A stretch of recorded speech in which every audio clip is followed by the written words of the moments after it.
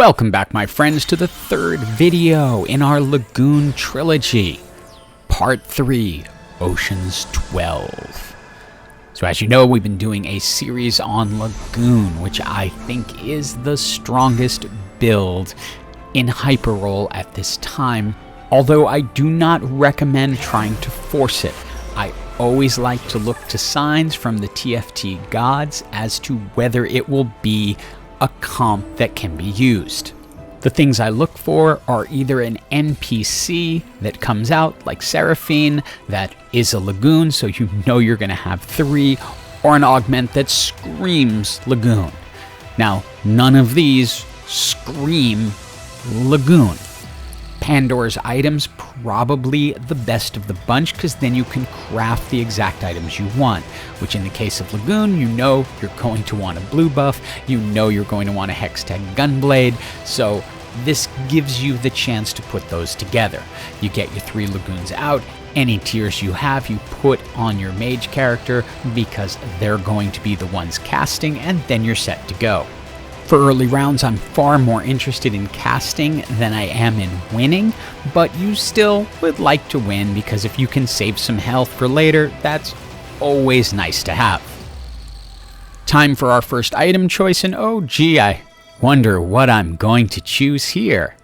Could it be the sword, the rod, or the tear to make a blue buff on Talia? Yeah, that's what we're going to do. Now, we do have Pandora's items, so it gives us the ability to do exactly what we just did. Place items that work. I love to get a Sunfire Cape onto Malphite because it will burn enemies. And the nice thing about combining Lagoon with Pandora's Bench is when you start getting item components as gifts, they turn into whatever you want them to eventually. Now, unlike in other comps with Lagoon, I will forego synergies in order to put more Lagoons out. Reason? More casting. More Lagoons casting, higher up on the seashell, more gifts you get, and in our case, that's more items we get to craft. Now, this is the moment in this game where I see an opportunity. Spatulas will not change on Pandora's Bench, so I can wait for exactly the item I want to put with it in order to make whatever emblem I want, which in this case, I'm gonna wanna make more Lagoons. The Lagoon buff is made with the spatula and the sparring glove, which used to be assassin, but now it creates Lagoon. So all I have to do is wait until I get items, let Pandora do her thing, turn it into a sparring glove, and then I can create a Lagoon emblem on whatever champion I want at the time. It's time for our second set of augments, and as a friend of mine always said, plans are those things that change. So while I originally grabbed that spatula with the plan of turning it into a Lagoon emblem, I can now make a Tactician's Crown, and I am not going to pass up that opportunity. I pick up an extra champion, just use them. I had actually grabbed a set before because I was planning on making the Lagoon emblem, but now I can make the Tactician's Crown. Since we have the opportunity, we make the Hextech Gunblade onto our item holder Talia, and then ultimately with the chance to pick up a Silas, put him in because it'll give the Bruiser buff to the entire team. Now, if I had been able to find a 6th Lagoon instead of Silas, I would have used that simply because more Lagoons, more casting. It would have been an AP buff, which would have been nice, but my goal really is the amount of cast. The higher I can get, the more gifts I can get, and with Pandora's items, the more items I can craft. And just as I thought my beautiful plan of making more Lagoons was gone, along came another spatula.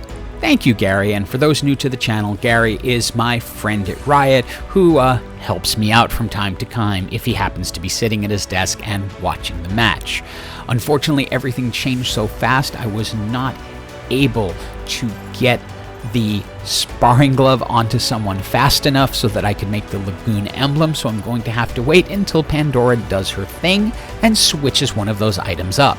And Gary was certainly looking out for me this round. As you can see, I've picked up an early Soam and locked for it, so I will be able to get a dragon into this match much sooner than I anticipated.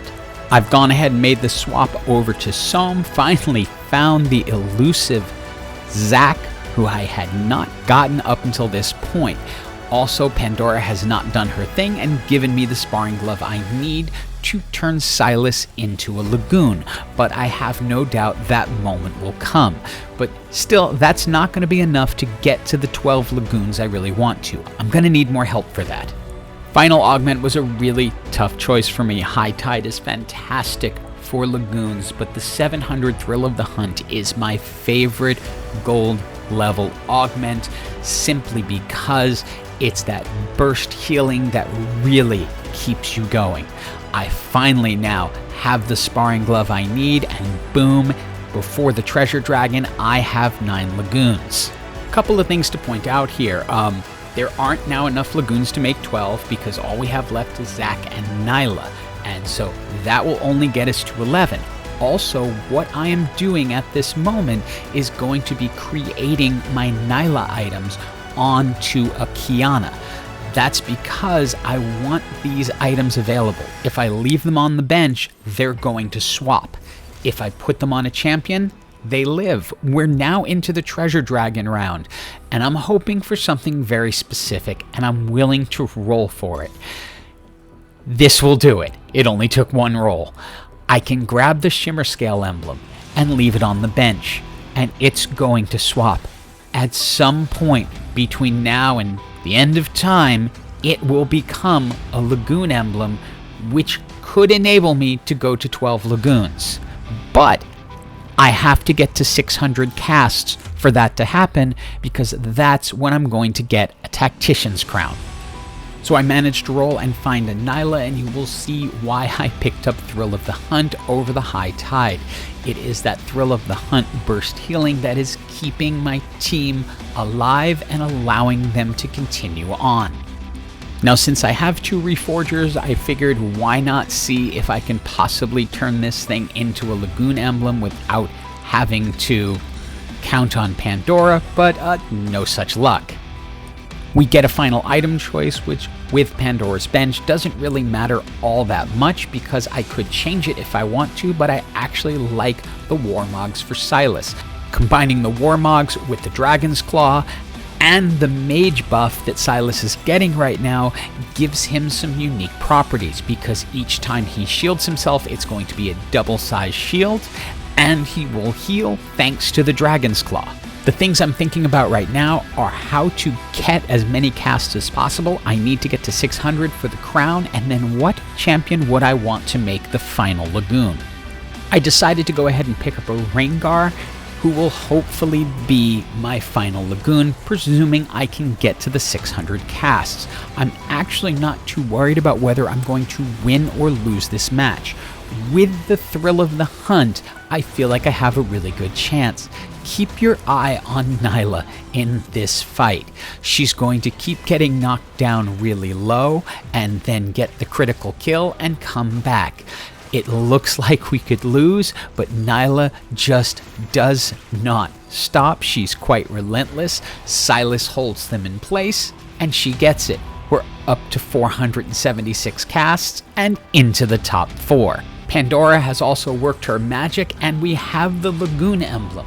So we just need to get to the 600 casts so we can get the Tactician's Crown, then we can put Rengar out, and we'll have 12 Lagoons. My only concern is that I don't know if there's enough time left in this match for me to get enough casts in. The chance to get a blue buff is an easy choice. It's more casting, and that's what I need right now. As much casting as possible. So we're going to go blue buff and Spear of Sojin onto Kaisa, and then just spread out other items as I need them. I start this at 500 casts and just need to get to 600 to get that Tactician's Crown I need. I'm really not concerned about losing these matches with Thrill of the Hunt, Nyla, and now a gold 3-star Kaisa. I'm pretty confident I'm going to win overall, although this Dark Flight team does seem to be a little bit tricky to get through, but that's actually good for me because it forces my team to cast more, and that's the Tactician's Crown that I needed to take this up to 12 Lagoon. And we'll stick with this to show you the moment. We've put out Rangar and 12 Lagoon, 200 ability power, 200% attack speed. It's insane. How insane, you ask? Well, just watch us against someone. Well, they came in late with Lagoon, but you will see just how fast the team dispatches with their entire team, just over 12 seconds. And just like that, the whole match is over, and it's GG. Hope you enjoyed this trilogy of Lagoon, and it helps you in your climb to Hyper, and as always, hope you have an absolutely awesome day.